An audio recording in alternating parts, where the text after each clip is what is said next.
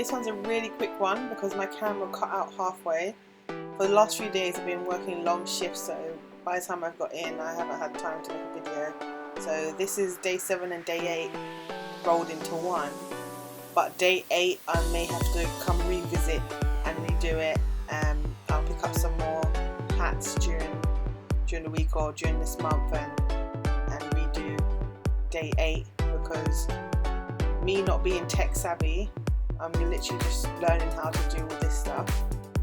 I didn't realise the camera cut out halfway through me making the video, so you've only got me making the scarf and starting to make the hat. But what I'll do is when I do revisit this day, I will do it using an iron, so it's possible for you to do it at home, and I'll also show you how I do it with my hat press. But yeah, when you've got iron on or heat vinyl, you can use anything that can heat it up and activate the glue on it. So an iron will work, your hair straighteners will work. So yeah, it's something that you can do at home. The hats that I was making, I had picked them up on the clearance line, and I had picked the scarf up on the clearance line.